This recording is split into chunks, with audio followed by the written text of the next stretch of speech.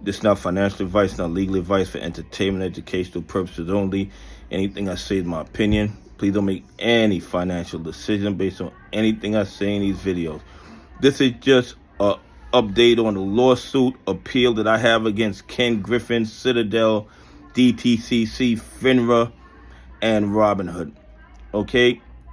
The courts, they put out a message today. They have accepted my appellant's brief. They accepted my appendix, and they gave Citadel, DTCC, FiNRA, Ken Griffin, and Robinhood until January 2nd to file their appellees brief. This is great news. That means the lawsuit is moving forward. That means the courts have accepted my appellant's brief, that it has been submitted according to the court's directions, according to the rules of the court. So once their appellant's brief is filed, I will be filing my reply brief. Once I read what they're alleging, what they're going to argue, I will file my reply brief. And then the courts will take their time and make a decision.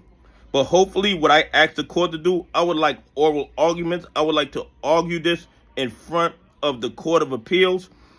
But that is the court's decision, rather. The courts can just make a decision just based on the motions that were filed, based on my appellant's brief, based on the appellee's brief that they filed. The courts can make a decision based on that. But I did request that the courts allow me to come in so that I can argue my case in front of the court, because I feel the court needs to put a face on this lawsuit. What these bad actors, in my opinion, have been doing to retail investors, pension funds, and institutions that follow the rules over the last 4 years is horrendous.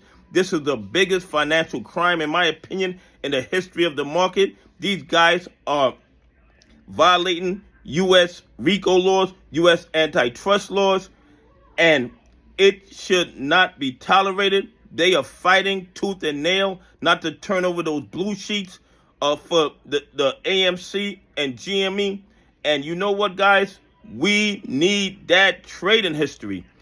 If they turned it over and it showed that there was no counterfeit shares, the lawsuit would be over.